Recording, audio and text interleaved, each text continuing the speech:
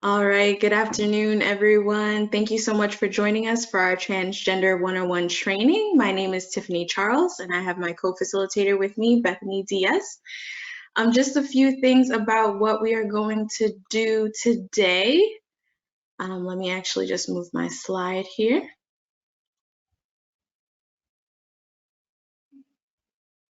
Bethany, if you don't mind moving the slide for me, please, that would be awesome. All right, thank you so much. So, like I said, my name is Tiffany Charles. I am actually the program coordinator for the Teen Outreach Program with the Partnership for Maternal and Child Health of Northern New Jersey. And Bethany Diaz is my awesome teammate. She is the program specialist for the top program with the partnership as well. Just to get a sense of who is available in the chat, please feel free to write your name and your pronouns if you'd like. And we will actually just go over a few things. Before we actually get started, I do want to say this training, this Transgender 101 training is actually based on a training that was developed by Dr. Eli Green and Luca Maurer.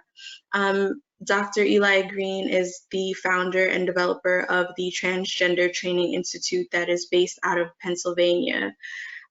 They have awesome trainings on how to be an ally or an advocate for the transgender community, as well as, teaching those who are part of the community, general community, more about those who identify as transgender and things of those nature.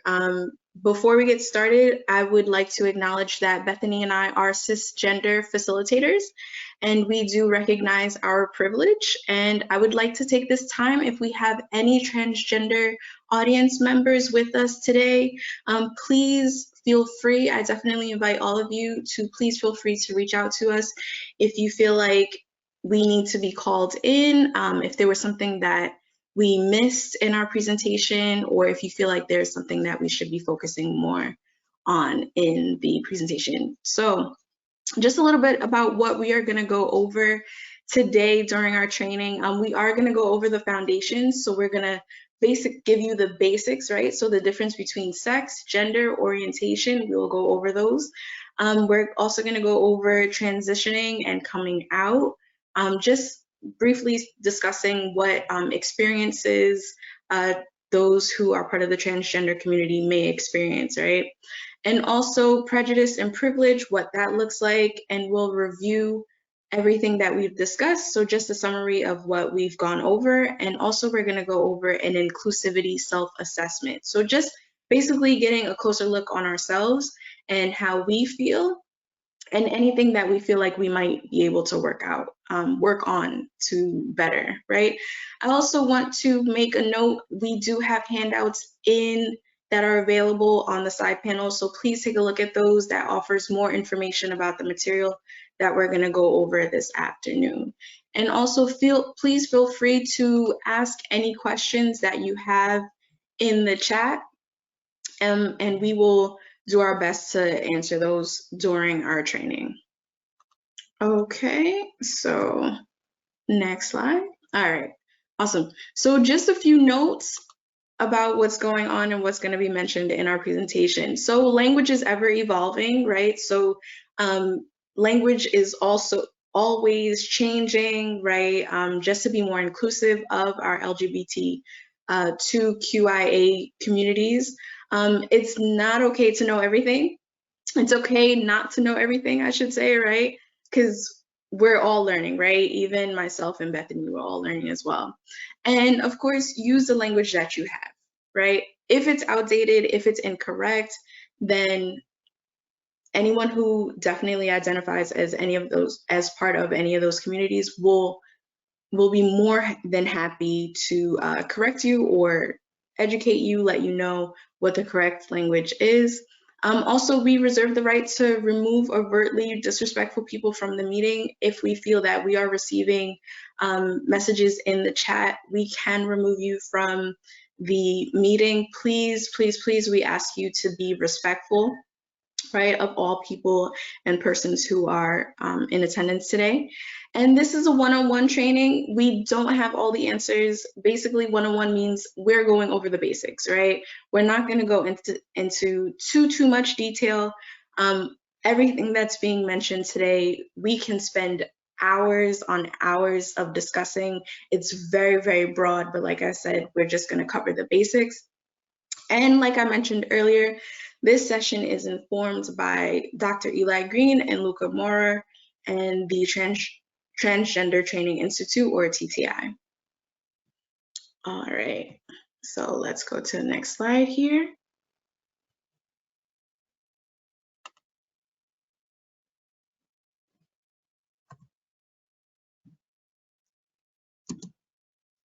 All right, so foundations. Let's go over some foundations here.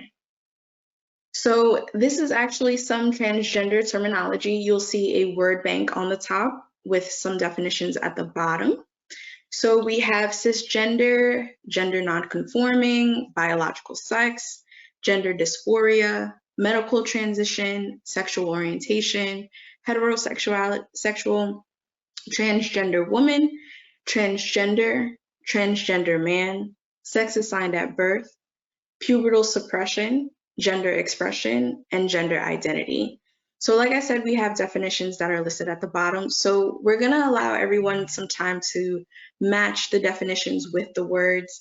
On the next slide, you'll actually see more definitions as well that can be matched with the word bank at the top.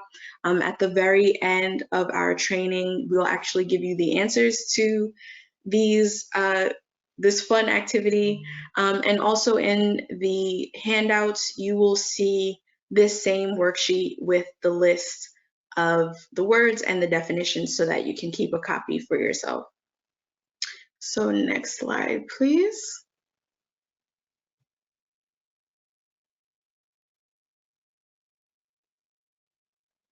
All right, so this is just a continuation of the definitions that you see at the bottom. All right, so we're going to cover Dr. Eli Green's SIEO model. And basically, the SIEO stands for sexual orientation, identity, expression, and orientation. I'm sorry, the S is for sex, not sexual orientation, then identity, expression, and orientation. So we're just going to briefly talk about all of these aspects of the SIEO model. All right, so the first part is sex. So when we talk about sex, we're actually referring to the biological sex. So we are assigned female at birth or male at birth, and there's also intersex. If you can, there we go. Thank you so much, Bethany. All right, so sex is not the same thing as gender. Gender is actually a social construct. So that basically decides or determines what role you play in society. So we do want to let you know that sex is not the same thing as gender. Assigned at birth, so you can be, like I said earlier, you can be assigned female at birth, you can be assigned male at birth. So just an abbreviated version of these things is AMAB, this means assigned male at birth, and AFAB means assigned female at birth. And then of course there's intersex. So there's 27 different variances of sex characteristics as far as variations in chromosomes, gonads, sex hormones, genitalia, things of that nature. So this was actually previously referred to as being a hermaphrodite, but that language is now outdated. So the proper term is intersex. So let's continue on.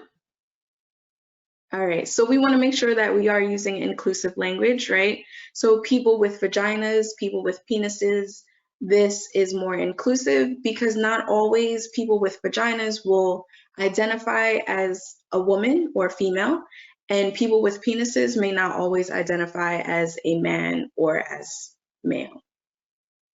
So instead of saying opposite sex, we try saying something like another sex. All right. All right, so the next part of the SIEO model is the identity, is the I, right? So gender identity, there's woman, there's man, and then there's non-binary. So someone's gender identity is the internal sense of being a man or a woman, both or neither.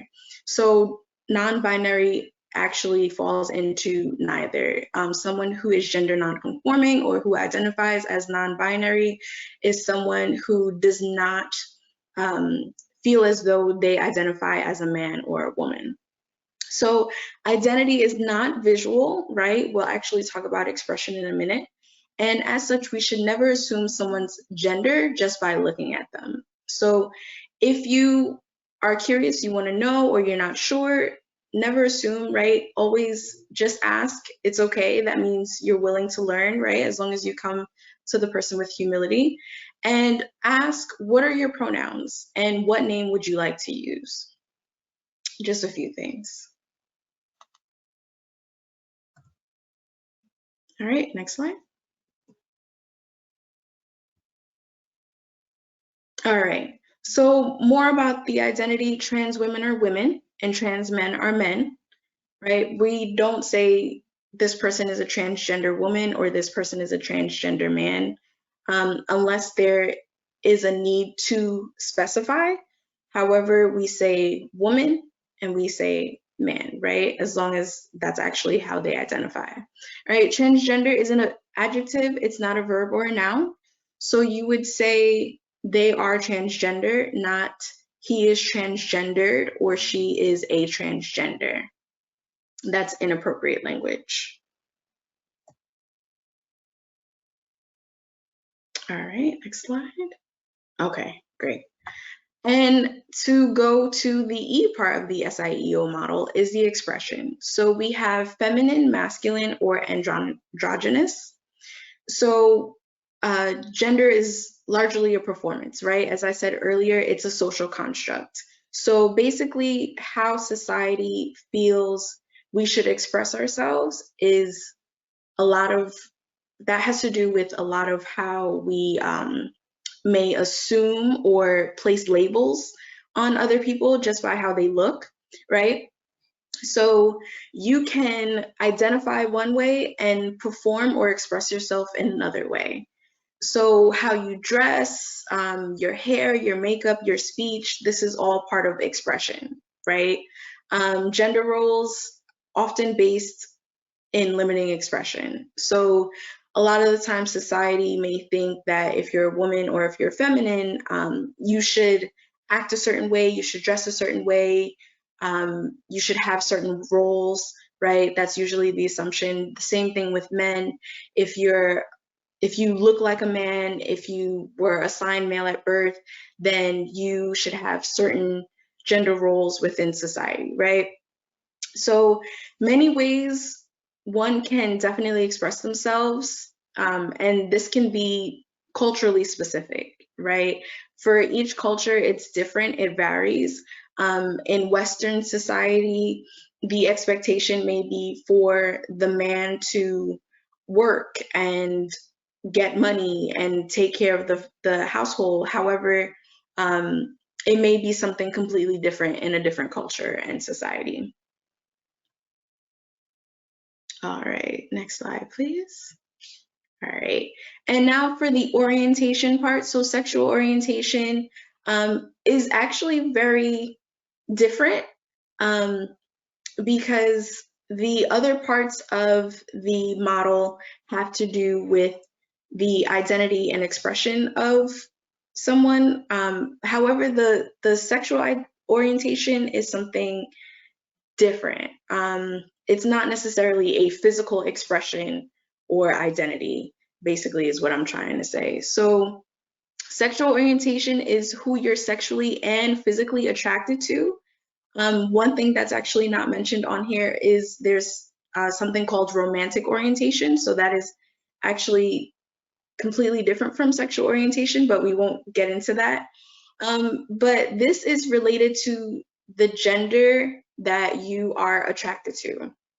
And this can determine what label you use to describe yourself.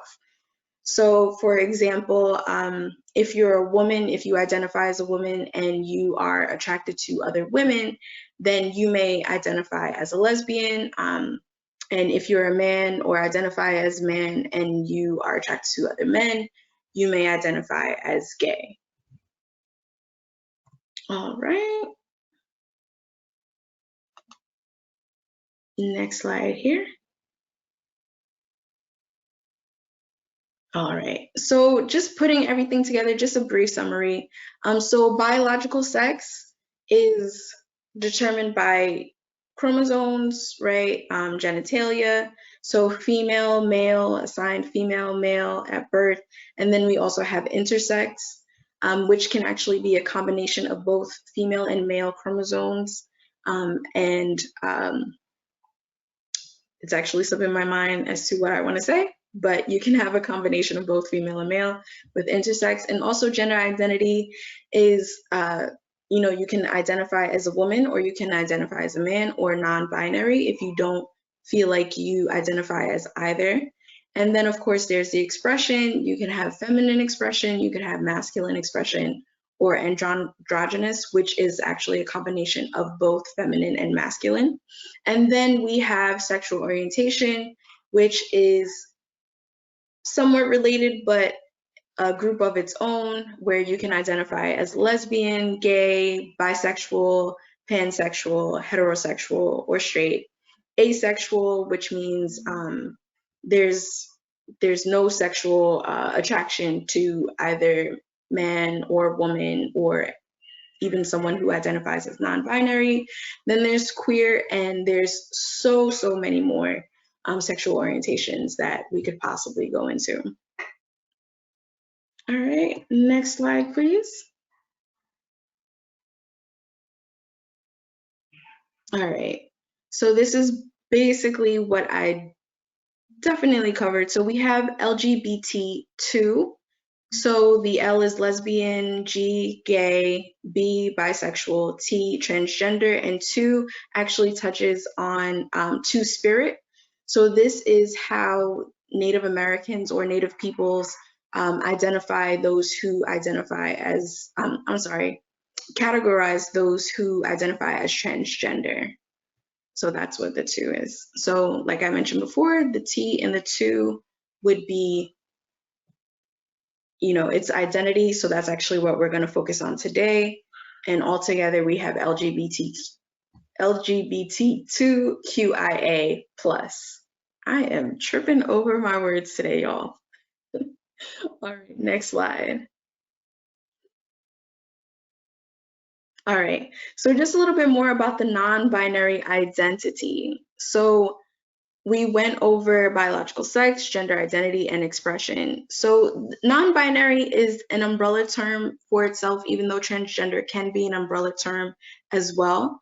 But it's an umbrella term for various genders, such as gender queer, gender non-conforming, gender fluid, agender, bigender, so many more. So agender is actually when someone doesn't identify as any gender, right? Having any gender. So it's not necessarily existing between a man and a woman on a spectrum, right? We have NB person or NB may use they, them pronouns or mix. So the MX is pronounced mix. They don't have to be androgynous. I know some people who identify as non-binary who are gender neutral. They use gender neutral terms, and the clothes they wear, how they express themselves, very gender neutral. And not everyone who is trans is considered or will consider themselves to be non-binary. But everyone who is non-binary or NB is trans or transgender. All right, next slide. All right, so the gender binary. So I kind of touched on this just a little bit earlier too. So the Western idea of two genders, right? In Western society, there's the main belief that there are only two genders, man and a woman, with very, very strict and rigid gender roles, right? I know recently there was actually some political conversation based on genders, how many genders there are only two genders, etc. These ideas are usually only constructed by white Christian patriarchal colonialism. As I had mentioned before, there are other cultures who identify or who acknowledge those who identify as transgender, and they are accepted in other cultures. For example, like I said, for Native peoples, they have two-spirit, right? So this can be the norm in other cultures. So some examples are, like I said, the two-spirit. There's Mushe in Mexico, the Hydra in South Asia, Malhu in Hawaii and Tahiti, and there's so many more.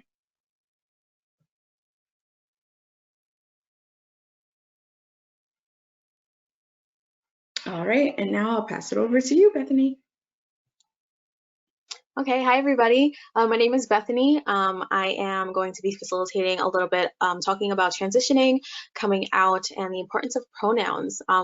And so let's get to it. So when we talk about trans people transitioning, that really means adopting and expressing their new identity, right? And so there's three different forms, one of them being social transition. And this is when a transgender person is really creating the life that is congruent with their gender identity, right? And so this might mean asking somebody to use new pronouns or asking folks to use a new name for them. And basically somebody can change their style, their expression, their clothes, their makeup, their hair, their voice.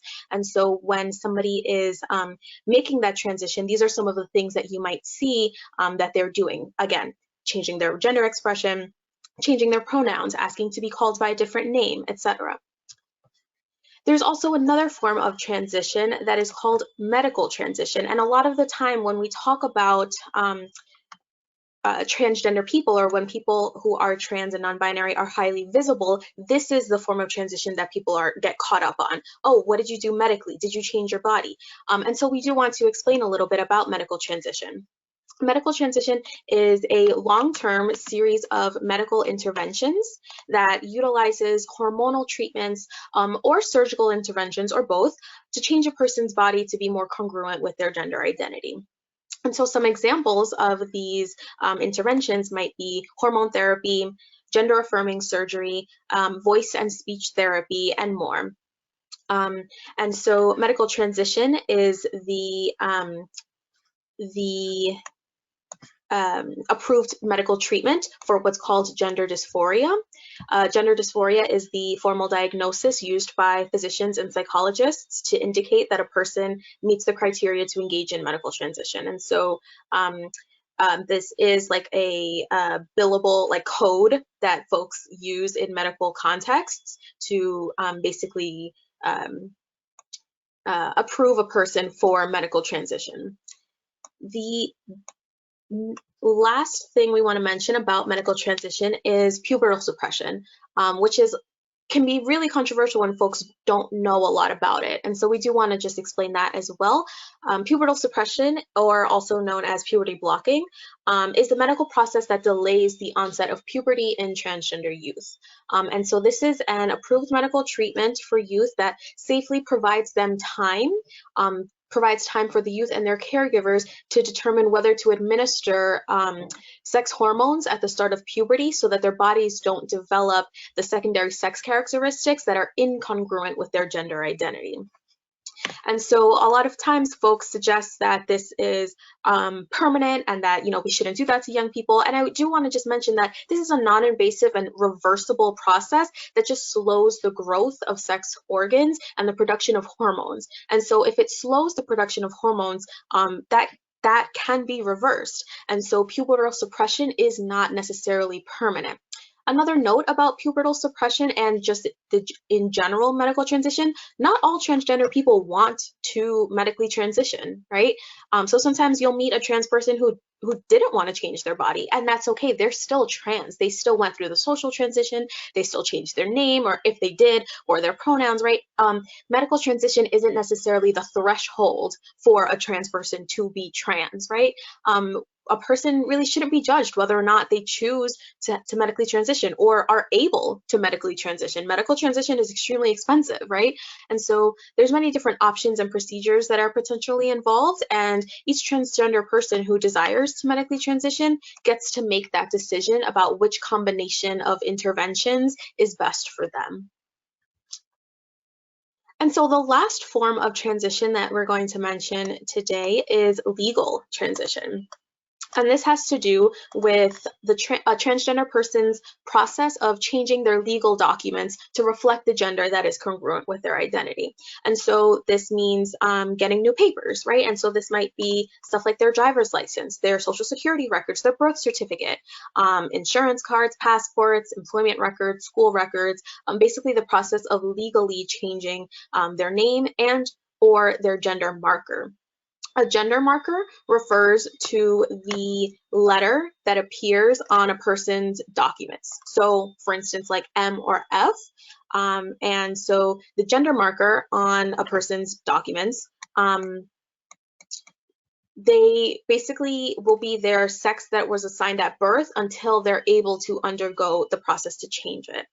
And that can be really expensive, right? This is generally a very expensive and complicated process. And so not everybody who is trans is able to access legal transition because it can take a really long time to be able to get your gender marker and your name changed on your documents. But we do want to mention that so folks are aware that these are some of the experiences that trans people might undergo to be able to live as their truest selves. One other thing that comes into play when we talk about living your truest self is coming out.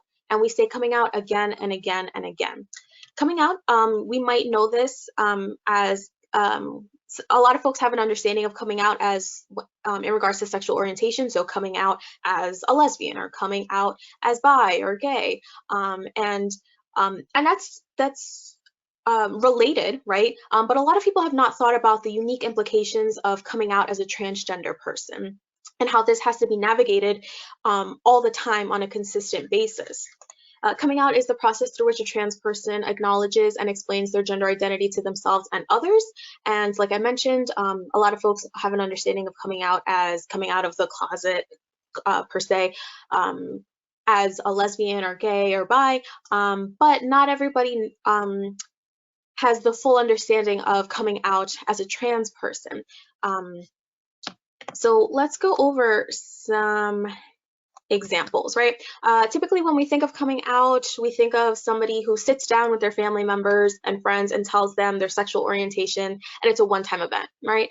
The reality though for a lot of transgender people is that coming out is something that has to be navigated consistently throughout their life. And it often includes having to come out to people other than their friends or family. And so some situations in which people might have to decide how or when to come out or else be outed against their will include the following. So to the EMS or the admitting staff at the ER, to family you haven't seen in a long time, to the receptionist at the doctor's office who looks at you funny when your gender marker doesn't match your expression, to somebody that you recently met and are interested in dating but perceives you to be perceives you as a cisgender person, to the police officer who pulls you over, to the old friend who asks you directly if you used to be the other sex, right? There's a lot of instances where trans people are forced to come out or else be outed, and a lot of the times folks don't think about all of these nuances. One last note about transitioning and such is about pronouns. So when we talk about pronouns, we talk about just a word that is used in place of a noun that has already been mentioned. So for example, if I said that is Sharon's backpack, I'll bring it to her after class, the her referring to Sharon, right?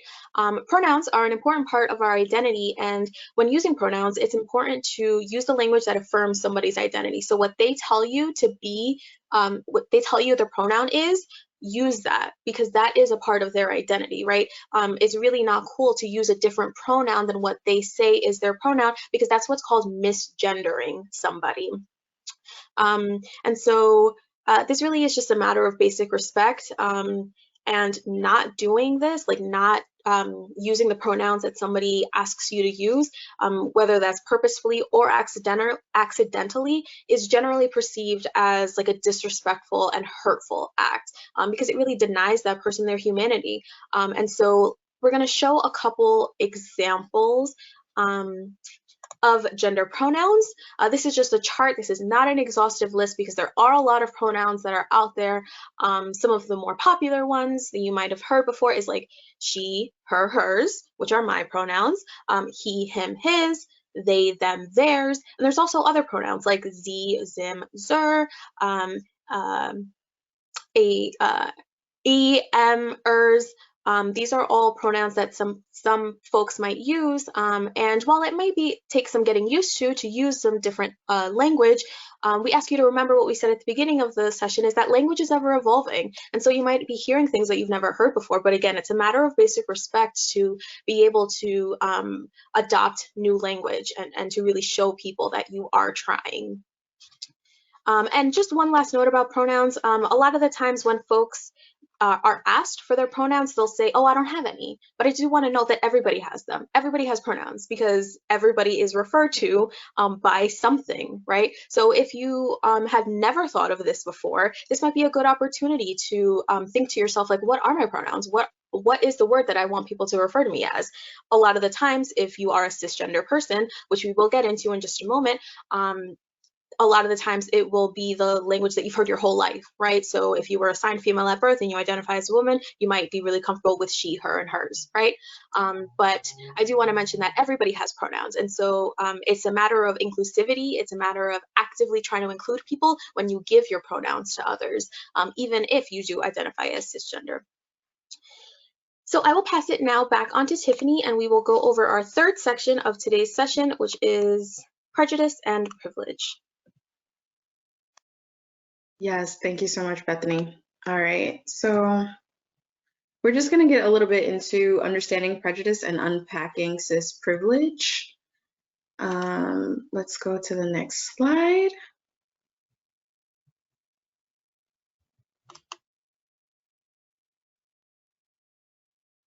All right, awesome. Thank you so much.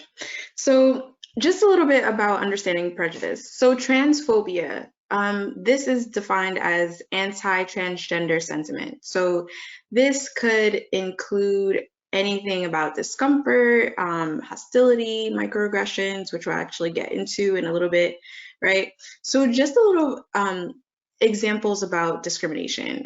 This is when, of course, people act on their privileges. So denying jobs, denying housing, refusing to date someone because they're transgender, refusing services or reasonable accommodations, right, just because of their gender identity, or even committing assault and then claiming panic defense, right?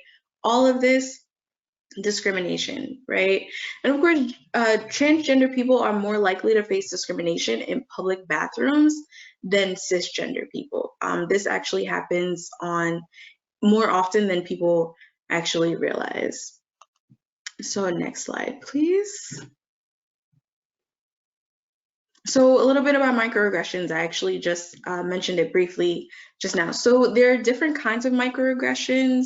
Microaggressions don't necessarily just happen, or people won't necessarily display microaggressions just because of gender identity.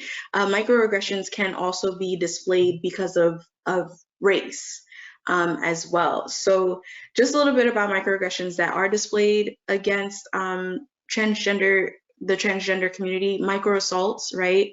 These are intentional, they're hurtful. So some examples include using the wrong pronouns, name calling, threatening, right? Using threatening gestures, derogatory statements, right? Those are examples of microassaults. We also have micro insults. So these are rude. They're usually unintentional statements, but they definitely indicate some implicit bias. So some examples are backhanded compliments, making gestures of disgust, inappropriate questions, right? Redirecting people to different bathrooms. So, or I should say the wrong bathrooms or incorrect bathrooms, right? So just because you're making an assumption on how someone looks, you might actually tell that person to go to one bathroom when really that's not the bathroom that they use. Another form of microaggressions are micro-invalidations. So these are basically ignoring and minimizing trans identity. So when you have only two options on a medical form, for example, you only have male and female, this can be considered a micro-invalidation. And also when you're justifying or excusing prejudice, so saying something like, I'm sure they didn't mean it, or it's no big deal, this is also considered a microaggression. That's a micro-invalidation. So let's go on to the next. All right, thank you. So we see a microaggression as something as small as like a paper cut, right? It doesn't hurt that much, but when you have 1,000 paper cuts coming at your skin, that's painful, right? That's extreme. I think a paper cut, one paper cut is very painful, especially if it's under the knuckle. It really hurts. So if you have 1,000 paper cuts, right, that can be extremely painful, right? And each additional one can hurt more than the last. So we have to really look at impact versus intent. A lot of people may say, well, that wasn't my intention, but you really have to consider the impact of what you said or what you're doing. So of course, impact is greater than intent. Next slide, please. All right, so just unpacking some cisgender privilege. So like I said, you know, Bethany and I, we identify as cisgender, and we definitely recognize the privilege that we have as two women who identify as cisgender. But let's just take a look at this. So cisgender is actually one of our terminology words. So this describes someone whose gender matches their sex that they were assigned at birth. So gender roles may be part of someone who is cisgender. So as a cisgender woman, I may act like a woman, I may dress like a woman, so my gender expression may match my gender identity as well. And I say may, because not all the time does someone who identifies cisgender have an expression that that matches. But let's look at these following statements, right? Which of the following apply to you? So having to field questions about your genitals when discussing your gender. Do you have to do that? No. So then you may, you know, that's a privilege, right? As being someone who identifies as cisgender. How about having people question the legitimacy of your gender? That's not necessarily something that someone who identifies as cisgender has to deal with. So once again, that's another part of our privilege. Being banned from the bathroom that aligns with your identity, something we also don't have to deal with, right? Not having baby pictures of yourself in clothing that aligns with your identity, something else. Having to take extra steps to get your correct gender marker on your ID, having to actively seek medical providers or health insurance that affirm your identity, knowing that if you were arrested, you could be placed in a facility that doesn't match your gender, and worrying that upon your death certificate and memorial won't reflect your name. So these are things that the transgender community worry about on a regular basis. So if this is something that you don't worry about or even consider, then this is just a privilege of being cisgender. All right, so let's move on to the next slide. All right, so back over to you, Bethany. All right, y'all. So we have covered a lot today in the past 45 or so minutes. And I do want to just give a little bit of notes. I do want to mention that not all trans people have the same experiences, right? And there are intersecting facets of life that make it so different people have different lived experiences. I will give one that is very impactful is race, right? A Black trans person is not going to have the same experience as a white trans person. Why? Because racism exists in this country and in the world. And so, you know, those intersecting facets of life create different lived experiences for different people. And so it's important to recognize that nothing in this presentation is going to apply universally to all transgender or non-binary people. And so in order to avoid any kind of confusions or anything when you are interacting with trans people is to just ask, right? Don't assume. And you can do this in a respectful way. And for instance, just asking, what are your pronouns? What's the name that you want me to use when we talk, right? Do you have a name that you want me to use in front of your family versus in front of your friends, right? Asking these questions can make people feel more heard, and it'll reduce the chance of a miscommunication or, for instance, accidentally outing somebody, you know? Excuse me. So again, don't assume, just ask. We will, on the next slide, have the answers to the transgender terminology. So if you have been looking at your handout this whole time, or if you haven't, that's cool too. You can pull that up and we will give you the answers to that transgender terminology, most of which you will have heard in our presentation. So here are the answers to the definitions. These are the first 7, and the next slide will have the next 8. A person's sexual, emotional, physical, and psychological attraction to other people is their sexual orientation. I believe that answer is already written on the handout, so you might have already had that answer. A person's combination of their genitals, chromosomes, and hormones is their biological sex. The sex that somebody is labeled at birth, usually based on the appearance of their genitals, is their sex assigned at birth. A person's deep-seated internal sense of their own gender, that is their gender identity. A term that's used to describe people who, a person whose biological sex and their gender identity is congruent, meaning they match, that is cisgender. A term to describe someone whose biological sex and gender identity are incongruent or don't match, that is transgender. And then the gendered way that a person dresses or presents themselves, that is their expression, gender expression. Now I'll go over the last half. The term that's used to describe someone whose gendered appearance does not conform to traditional masculinity or femininity, that is gender nonconforming. The affirming way to refer to a person who identifies as a woman but was assigned male at birth is a transgender woman. Again, keep in mind, transgender is an adjective, it's a descriptor. You wouldn't say a transgendered with a D at the end woman, just transgender woman, it's an adjective. And then the affirming way to refer to a person who identifies as a man but was assigned female at birth is transgender man. The approved medical process of changing one's body to be more aligned with their gender identity, that is medical transition. The approved medical process to delay puberty for transgender children is pubertal suppression. And finally, the medical diagnosis for being transgender, formerly known as gender identity disorder, is gender dysphoria.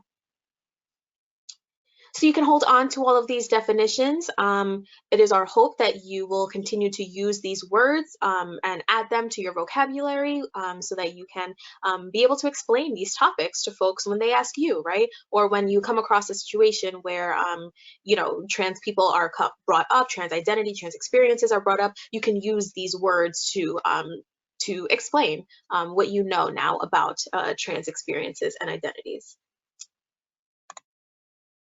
So I'll pass it back over to Tiffany, who will do our inclusivity assessment with you all. Thank you, Bethany. So before we actually move on, I do want to reiterate that please use the chat if you have any questions. And also take a look at the terms glossary handout that is available for all of you. That actually includes more terms and definitions. that you can use in order to educate yourself on proper language and their use. All right, so just for the inclusivity assessment here, I would like for all of us to take a look at ourselves and just reflect for a moment on our own speech, our language, the terms that we use, our actions as well. And even if you work for an agency, a nonprofit agency or a nonprofit organization, even a medical office, also take a look at your workplace as well and see how inclusive they are as well. So here we have a scale. This is not very broad, but just to give you an idea of how you should be assessing yourself as well as your workplace. So how would you rate yourself or assess yourself? Would you be on the far left side, actively discriminatory? So do you believe transgender people are mentally ill? Do you assume that there are only two sexes, two genders, right? Have you no desire to learn more about or even provide services to transgender people? Would you say that you're on this spectrum or this side of the scale? Or would you say that you're more in the middle, that you're aware, you're active, right? So you might lack the desire or action to increase understanding of trans identities. Or do you have preliminary understanding of intersectionality and how it affects transgender people? So when we say intersectionality, we refer to someone who may be a person of color and identify as trans. So this would be an intersectionality identity, right? Or would you say that you're on the far right of the scale? So are you fully inclusive and affirming? So do you continue to explore and build knowledge about transgender identities? Do you take action to address intersecting oppressions? And also, are you proactively discussing transgender inclusion? So where would you rate yourself on this scale? Next slide, please.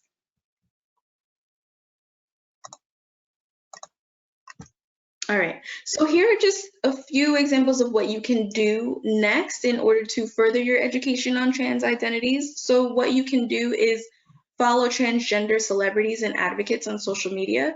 We have a few examples on here. So Laverne Cox, India Moore, Chella Man.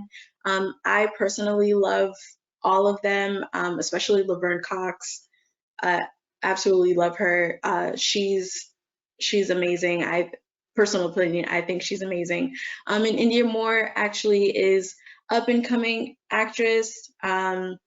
She actually was in Pose, right? So to see them, amazing, amazing, amazing. All right. So next thing, won't spend too much time on how much I love them, right? So another thing that you can do is read material written by trans folks. So there's a link here. Unfortunately, you can't click on the link, but here are just a few things that you can do, right? So there's Redefining Realness, right? My Path to Womanhood, Identity, Love, and So Much More by Janet Mock. Janet Mock is actually was one of the directors for one of the episodes of Pose. Absolutely love her as well. And there are other examples on here as well that you could look into. And you could look into organizations that support trans people. So here are a few examples, like GLSEN is very well known, right? Trans Lifeline, Trans Youth Family Allies, PFLAG. These are some great organizations to look into as well, if you would like to further your education. And they also have educators, from what I know, who will come out and they will do a workshop if you would like to do a workshop for staff and members of your organization and workplace. Next slide, please.